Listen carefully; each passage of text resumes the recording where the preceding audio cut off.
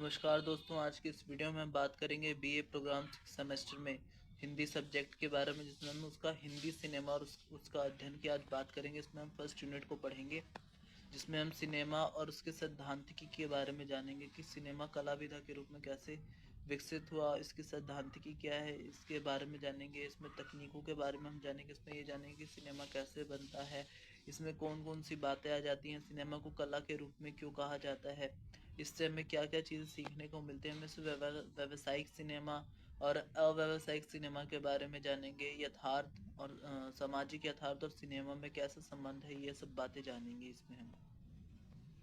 तो जैसा कि यहाँ पे आप देख रहे होंगे, प्रस्तावना में हमें दे रखा है कि कला का संबंध सृजन से है और मनुष्य अपने अपने आरंभिक समय से ही सृजनात्मकता का परिचय दिया है। आपने मनुष्य की सृजनात्मकता का उत्कृष्ट नमूना देखा ही होगा। बहुत सारे ऐसे मंदिर हैं हमारे, और भी बहुत चीज़ें होती है, जैसे नाटक इत्यादि हो गए। बहुत बहुत सी बातें आ जाती हैं, चित्रकला इत्यादि आ जाता है। तो ये सब बातें आती है कि सृजन का, हमारा जो सृजन और जो कला का संबंध है हमसे मनुष्य का, वो बहुत समय से ही है। कला द्वारा मस्तिष्क और कल्पना को शिक्षित करने का अर्थ ऐसे मस्तिष्क का निर्माण करना है जो मानवता के बेहतरीन सोपानों को पार करे और जहां से मनुष्य संकुचित विचारों से ऊपर उठ सके। तो इसमें ये सब बातें आ जाती है कि किस प्रकार से संकुचित विचारों से मनुष्य कला का इस्तेमाल करके ऊपर उठ सकता है। सिनेमा कई कलाओं की सुमिचित विधा है। नृत्य, संगीत, गीत, अभिनय, चित्रकला सभी कलाएं इसमें समाहित है। इसलिए सिनेमा आम जनता से आसानी से संवाद करने में सफल हुआ है। सिनेमा हमारी संस्कृति का हिस्सा है। हमारे जनजीवन को अगर कोई कला व्यापक स्तर पर प्रभावित कर पाई है तो वह भी सिनेमा है। सिनेमा के आरंभ से ही व्यावसायिक और अव्यावसायिक फिल्में बनती रही हैं। व्यावसायिक फिल्में कौन सी होती हैं? वे फिल्में जिनका संबंध पैसा कमाना होता है, मुख्य उद्देश्य उनका पैसा या धन कमाना होता है, वे व्यावसायिक फिल्में होती हैं। उनका समाज पे उसका क्या असर पड़ रहा है, इनसे उनका कोई भी संबंध नहीं होता। अब इनमें बहुत से फिल्म निर्माताओं के नाम जानते हो, जैसे करण जौहर हो गए, और भी जैसे कई अब एक्शन मूवीज बनती है इत्यादि। जो भी एक्शन मूवीज बनती है वे सब व्यावसायिक फिल्मों में आ जाते हैं। लेकिन कुछ अव्यवसायिक फिल्में भी आती हैं जो समाज को आईना दिखाने का काम करती हैं, जैसे बैंडिट क्वीन हो गया, और फिर उसके और भी कई मूवीज़ हैं जैसे छपाक। और और मैं बात करूं तो जैसे अलीगढ़ एक मूवी है। ये सब जो है अव्यवसायिक फिल्मों के नाम आते हैं। इनमें सिर्फ सिनेमा आनंद नहीं, विचार भी है। सिनेमा सिर्फ आनंद नहीं, विचार भी है। से इसका तात्पर्य ये है कि हम सिनेमा से बहुत सी चीज़ों को उठा सकते हैं, बहुत सी चीज़ों को ग्रहण कर सकते हैं। सिर्फ आनंद के लिए ही उसका इस्तेमाल नहीं हो सकता, उसमें बहुत सी ऐसी चीज़ें होती है जो हमारे लिए उपयोगी हैं। सिनेमा समाज को वैचारिक रूप से मजबूती भी प्रदान करता है। सबसे लोकप्रिय कला माध्यम के रूप में हम सिनेमा को देखते हैं। आज सिनेमा मनोरंजन एवं जनसंचार का सर्वाधिक सशक्त माध्यम है। आप जानते होंगे कि जनसंचार के जितने भी सशक्त माध्यम है, जैसे रेडियो हो गया, और जो भी टीवी चैनल, अखबार, न्यूज़पेपर, प्रिंट मीडिया इत्यादि हैं, उनमें सबसे ज़्यादा जो सर्वाधिक सशक्त माध्यम है उसमें सिनेमा का नाम ज़्यादा आता है। क्योंकि सिनेमा से मनोरंजन के साथ साथ हम बहुत सी चीज़ें सीखते भी हैं। समाज में एक कहावत है कि एक चित्र हजार शब्दों से प्रभावशाली है, तो निश्चित रूप से एक फिल्म हजार चित्रों से कहीं अधिक प्रभावशाली है। ये आपने कहावत सुन रखी होगी। संभवतः इस तथ्य को ध्यान में रखते हुए लुइस डेन्यूर ने 1839 में फोटोग्राफी की एक ऐसी गतिशील प्रक्रिया को विकसित किया जिसके अंतर्गत रसायन लेपित प्लेट पर छायाचित्रों को प्रदर्शित किया जा सकता था। फिर समाज के साथ इस प्रक्रिया में तमाम सुधार होते गए। तो इसमें विकास की प्रक्रिया बताई जा रही है कि सिनेमा का विकास किस प्रकार से हो। तो लुइस डेन्यूर ने 1839 में ऐसी फोटोग्राफी की ऐसी गतिशील प्रक्रिया विकसित करी थी। फिर धीरे धीरे इसमें और भी कई सुधार होते गए, जैसे नाम यहाँ पे देखते होंगे आप। इसमें अभी लुइस ब्रदर्स का भी एक नाम आएगा, फ्रेंच के। और इसमें जैसा कैमरे संबंधी सुधारों के फलस्वरूप लुइस ने ल्यूमियर बंधुओं, लुइस और ऑगस्टर, फिर लुइस और ऑगस्टर ने भी इसमें कई सुधार किए। फिर 28 दिसंबर 1895 को ग्रैंड कैफे पेरिस में विश्व की पहली गतिशील फिल्म का प्रदर्शन सार्वजनिक रूप से किया। तो इन्होंने ही भारत में भी किया था प्रदर्शन इसका, मूवीज का। हम आगे उसके बारे में बात करेंगे। लूमियर बंधुओं ने पैसे लेकर 3 फिल्में दिखाई जिनकी विषय वस्तु थी स्टेशन पर ट्रेन का आना, और फिर फैक्ट्री से निकलते मजदूर और सी बात। इन फिल्मों के माध्यम से लोगों को अपनी ही दुनिया पर्दे पर देखने को मिली, तो लोगों को बहुत आश्चर्य हुआ देख करके और बहुत आनंद भी हुआ कि कुछ ऐसा हमें देखने को मिल रहा है। और फिर इसी के ऊपर धीरे धीरे इनसे लोग उबने लगे, तो a trip to the moon में फिल्म में कल्पना का समावेश किया, तो इसमें फिर धीरे धीरे कल्पनाओं को भी शामिल किया गया। जैसे आपने एवेंजर्स इत्यादि देखो तो सब कल्पना पे बेस्ड मूवीज हैं वो सब। भारत में सिनेमा का श्री गणेश ल्यूमिये बंधुओं ने ही किया। दिसंबर 1895 में पेरिस में किए गए विश्व में पहले सिनेमा प्रदर्शन के 7 माह के पश्चात 7 जुलाई 1896 को मुंबई के वॉटसन होटल में ल्यूमिये बंधुओं ने किया। तो ये जैसा मुंबई के वॉटसन होटल में किया गया, इसका जो जो भी इसका प्रारंभ था ल्यूमिया बंधुओं द्वारा। उन्होंने arrival of the train, ladies and soldiers आदि फ्लिकर्स को प्रदर्शित किया। जैसे ऊपर में ट्रेन के आगमन के बारे में बताया गया था, जैसे यहाँ पर भी है। सिनेमा के इतिहास पर गौर करने वाले विद्वान उल्लेख करते हैं कि समाज का संपन्न और प्रबुद्ध वर्ग जो अभी तक शाम को थिएटर में जाकर नाटक देखा करता था, वह अब नाटकों को छोड़कर पूरी तरह फिल्मों की ओर उमड़ पड़ा है उमड़ पड़ा है। भारत में पहली फीचर फिल्म 1912 में पुडलिक बनी। यह आरजी तोड़ने और एनजी चित्रे का सम्मिलित प्रयास था। इसमें जो 1912 में पहली फिल्म बनी थी पुडलिक, उसके बारे में बताया है। फिल्म पुडलिक के बावजूद भारत की पहली फीचर फिल्म होने का गौरव ढूंढीराज फाल्के की फिल्म राजा हरिश्चंद्र को जाता है, क्योंकि इस फिल्म की प्रारंभिक प्रवृत्ति देखने फाल्के ने फिल्मों के लिए आवश्यक ठोस जमीन तैयार की और लगभग 100 फिल्मों का निर्माण किया। दादा साहब फाल्के ने भारतीय सिनेमा का निर्माण यहाँ के देश काल के अनुरूप किया। सन 1917 में उन्होंने राजा हरिश्चंद्र का नवीन संस्करण तैयार किया और साथ ही इसी वर्ष उन्होंने लंका दहन भी बनाई। इन दोनों फिल्मों की तरह कला की दृष्टि से तो हुई ही थी, इन फिल्मों ने व्यवसाय भी खूब किया।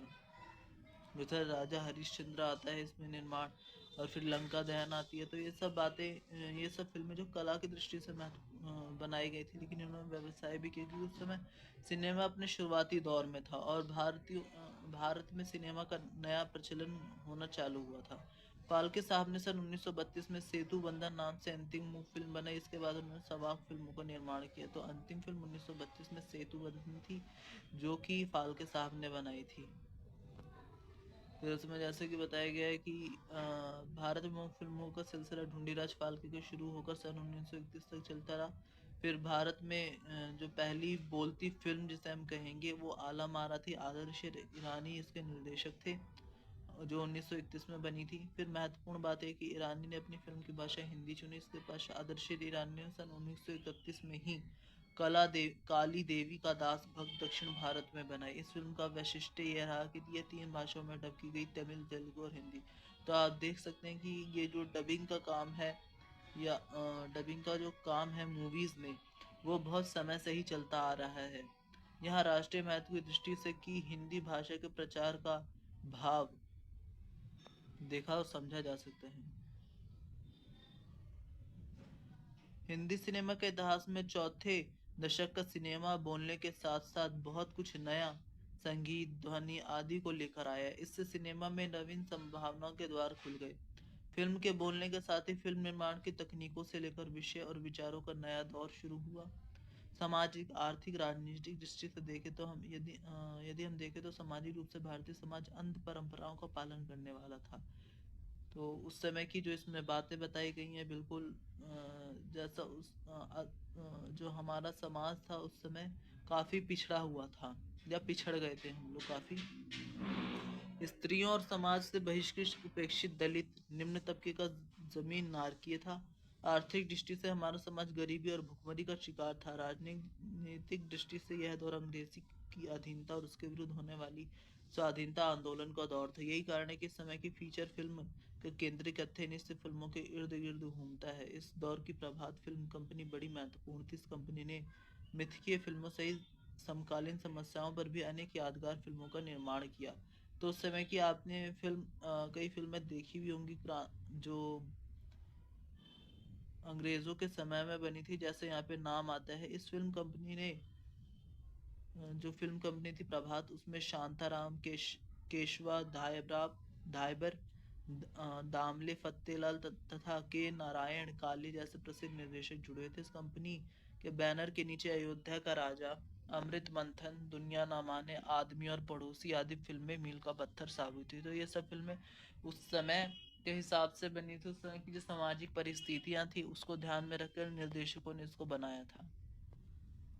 1937 में बनी फिल्म दुनिया ना माने अनमोल विवाह के विषय को लेकर बनी। 1939 में आदमी फिल्म प्रेम विवाह का वह रूप समाज के सामने रखती है जिसमें व्यक्ति असफल होकर भी असफल नहीं होता। ऐसे ही पड़ोसी सन 1941 में शांताराम द्वारा हिंदू मुस्लिम एकता का संदेश लेकर बनाई गई थी। तो इसमें जैसे बताया जा रहा है कि हिंदू मुस्लिम एकता पर भी मूवीज बनाई गई हैं।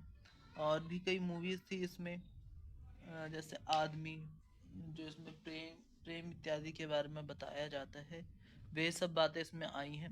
द्वितीय विश्व युद्ध के कारण भारत में सिनेमा निर्माण की गति थोड़ी धीमी हो गई। 1943 में किस्मत फिल्म और इसका दूर हटो ये दुनिया वालों, ये भारत देश हमारा है, हिंदुस्तान हमारा है गीत राष्ट्रीय दृष्टि से बहुत बड़ा प्रसिद्ध हुआ। इस दौरान ट्रेजेडी किंग दिलीप कुमार ज्वार भाटा से पर्दे पर आ चुके थे। शोमैन राज कपूर नीलकमल से अभिनीत हो 1947 में अभिनेता के रूप में सामने आए। फिर देवानंद इत्यादि इन्हीं सब का दौर था। दिलीप कुमार, देवानंद, राज कपूर इत्यादि का नाम आपने कई बार सुना भी होगा। 19 अगस्त 1947 के पश्चात फिल्म निर्माण पर अंग्रेजी शासन ने जो अनेक प्रतिबंध लगाए थे वे स्वतः ही हट गए। परिणाम स्वरूप 5वें दशक तक आते आते लोकप्रिय सिनेमा नायक नायिका का प्रेम, खलनायक, कैबरे डांस, कॉमेडियन, वैम्प, विदेशी फिल्मों की फूहड़ नकल आदि भारतीय सिनेमा का प्राय बन चुका था। आप भी देखते होंगे कि उस समय किस प्रकार से जो फिल्में होती थी वो केवल नायक नायिका और खलनायक पर बेस्ड होती थी और उसमें कोई कहानी नहीं हुआ करती थी, और उसमें कॉमेडी को घुसेड़ दिया जाता था और जो भी गाने हैं इत्यादि उन सब का उपयोग किया जाता था। फिर भी राज कपूर की आवारा, बिमल रॉय की 2 बीघा जमीन, सोहराब मोदी की मिर्जा गालिब और गुरुदत्त की प्यासा। 1997 में एवीएम की हम पंछी एक डाल के, शांताराम की 2 आंखें 12 हाथ, बी आर चोपड़ा की नया दौर और भी महबूब की मदर इंडिया जैसी महत्वपूर्ण फिल्में आई जो कि देश विदेश में खूब चली। तो मदर इंडिया और नया दौर और फिर 2 बीघा जमीन, ये काफ़ी बहुत अच्छी फिल्में हैं। इस काल में बंगाल में सत्यजीत राय का सिनेमा के क्षेत्र में आगमन, और आपने सत्यजीत राय का नाम भी सुना होगा। उन्होंने पाथेर, पांचाली, अपराजितो, अपूर्व संसार के द्वारा फिल्मों के वैश्विक स्तर पर पहचान दिलाई। उनकी फिल्म का आपने कागज के फूल नाम सुना होगा आपने। सन 60 के दशक में मुगले आजम फिल्म आई। ये फिल्म अपने अभिनय, गीत संगीत और अपने विविधता के कारण दर्शकों द्वारा तो खूब सराही गई, साथ ही उस समय मुनाफा कमाने वाली फिल्म भी बनी। इस काल में राजेश खन्ना सुपरस्टार के रूप में उभरे।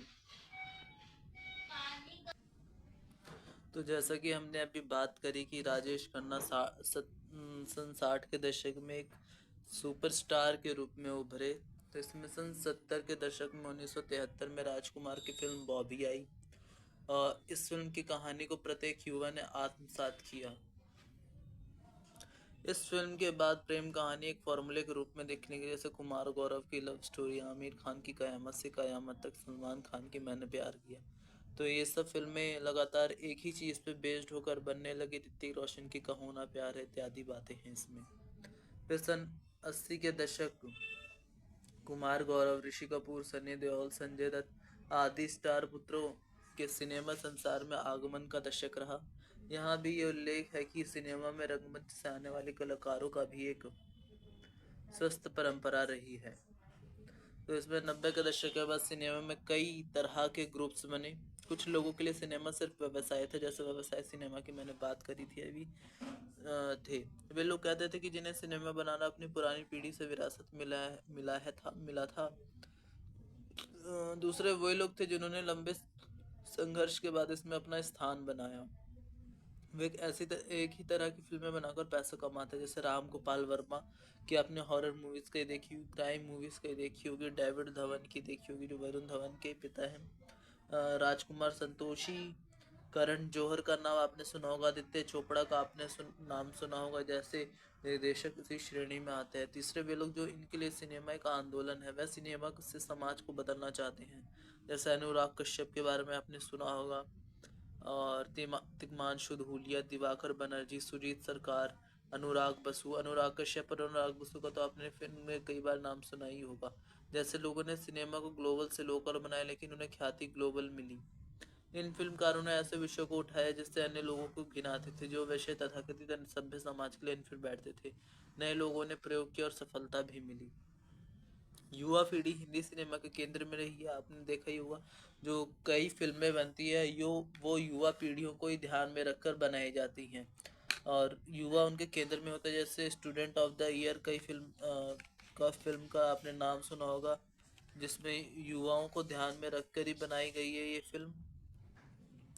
और जैसा आपने इसमें नाम सुना होगा, और मैं बात कर सकता हूँ क्लास, एक वेब सीरीज है, उसके बारे में आपने सुना होगा। उसे भी उस स्टूडेंट्स को ध्यान में रखकर बनाया गया है।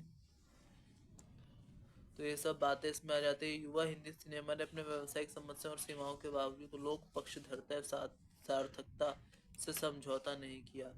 तो इसमें जैसा कि बताया गया कि उन्होंने जो अपनी हिंदी सिनेमा है वे अपनी धारा को बनाए रखे हुए है।